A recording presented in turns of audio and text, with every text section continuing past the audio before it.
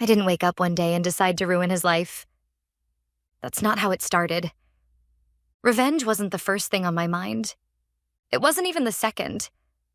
At the beginning, there was only shock, then confusion, then a kind of quiet, suffocating disbelief that settled into my chest and refused to let me breathe. His name was Aaron, and for 6 years, I believed I knew him. We met in a way that felt normal. Nothing dramatic, no instant fireworks, just two people who fit. At least that's what I thought at the time.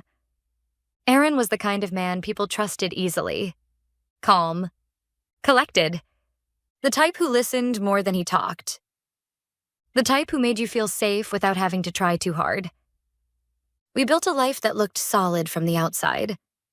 We had routines, shared responsibilities, plans for the future. We got married after 3 years, not rushed, not pressured. It felt like the natural next step. And for a long time, I believed we were happy. Not perfect, but stable. Secure. Looking back now, I realize how dangerous that word is. Stable. Because sometimes stability isn't real. Sometimes it's just the absence of visible problems. And sometimes it's a cover.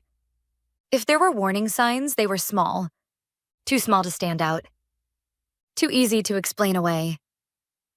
He worked late sometimes. He traveled occasionally. He kept his phone close. But none of that felt unusual. None of it felt like betrayal. Because I trusted him. Completely. And that's why it took something so small to break everything open. It was a Tuesday afternoon. I remember that clearly because nothing about that day felt important. It was just another day. I had left work early because of a headache. Came home expecting an empty house. Quiet. Normal. I grabbed his laptop because mine was dead. Didn't think twice about it. We didn't have secrets like that.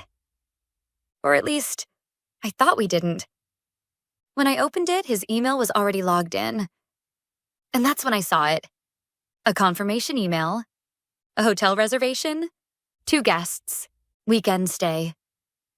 At first, it didn't even register as a problem. I assumed it was work-related. Maybe he was booking something for a client or a colleague. But something about it didn't feel right. It wasn't just the reservation. It was the details, the location, the timing, the tone of the email. It didn't feel professional. It felt personal. And that's when curiosity turned into something else, something heavier. I clicked on it. And that was the moment everything started to unravel, because one email led to another, and another, and another, hidden threads, archived messages, reservations under different names. I wasn't just finding pieces of something. I was uncovering an entire structure, a system. And at the center of it was another woman. Her name was Melissa, and she wasn't new. That was the part that hurt the most.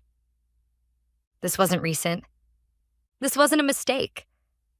This wasn't something that just happened. This had been going on for over a year. A year. A full year of my life. That I had lived without knowing the truth. Trips he said were for work. They were with her. Dinners he had with clients. Her. Late nights at the office. Her. Everything I had trusted had a different explanation, and I had never questioned it. I remember sitting there, staring at the screen, feeling like the ground had disappeared beneath me. It wasn't just betrayal. It was disorientation. Like everything I thought was real. Wasn't.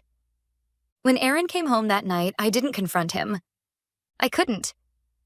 Because I didn't know how. How do you confront someone who has been lying to you so completely? For so long. So I stayed quiet. And that's when everything changed.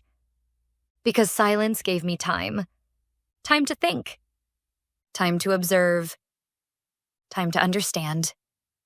And the more I paid attention, the more I realized something terrifying. He was good at this. Not careless, not impulsive. Careful. Deliberate. He had systems, patterns, backup explanations. This wasn't just betrayal. This was intention. And something in me shifted when I understood that. Because it meant this wasn't something that just happened to me. This was something he chose. Every day. Over and over again. And if he could choose that, then I could choose something too. At first, I didn't know what that was. I considered leaving, just packing my things and disappearing. I considered confronting him, demanding answers, closure. But neither of those options felt right, because neither of them gave me back what he had taken. Not the time, not the trust, not the version of my life that I thought I was living. And that's when the idea started to form. Not as revenge, not yet, but as something else. Balance. If he could build a life on lies, then I could dismantle it, piece by piece, the same way he dismantled mine. So I stayed, and I watched. For 2 weeks, I acted like nothing had changed. I smiled, I talked, I went through our routines like I always had. And all the while, I was gathering everything. Screenshots, messages, photos, receipts, every piece of proof I could find. I backed it up, stored it, organized it. And then I found her. Melissa. She wasn't what I expected. She wasn't cold, or calculating, or intentionally destructive. She was normal. Kind from what I could tell. Open, and worst of all, unaware. She didn't know about me, not even a little. To her, Aaron wasn't a liar. He wasn't married. He wasn't living a double life. He was just hers. That realization hit me in a way I didn't expect, because I saw myself in her. The same trust, the same belief. For a moment, I almost told her, just ended it, exposed everything. But then I stopped, because that wouldn't be enough. Not after a year. Not after everything he had taken from me.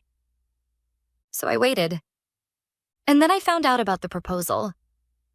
That's when everything became clear. He was planning to propose to her. A private dinner, a nice restaurant, everything arranged in advance. He wasn't just cheating. He was replacing me, building a new life, before ending the one he already had. And that's when I made my decision. If he wanted a perfect moment, I was going to be part of it. The night of the proposal, I arrived early. I sat at a table with a clear view, watched everything being set up, the candles and the reserved table, the quiet atmosphere. Everything was perfect. For him, until it wasn't. When they walked in, I felt it immediately. That sharp, overwhelming moment where everything you've been holding back rises to the surface. Melissa looked happy, excited. Aaron looked confident, certain, like nothing could go wrong. I let them sit, let them order, let the moment build. And then, right before he reached into his pocket, I stood up and walked toward them. The look on his face when he saw me was everything. Shock, panic, fear. "Hi, Aaron," I said calmly. Melissa looked confused. "Who is this?" she asked. I held her gaze. "I'm his wife."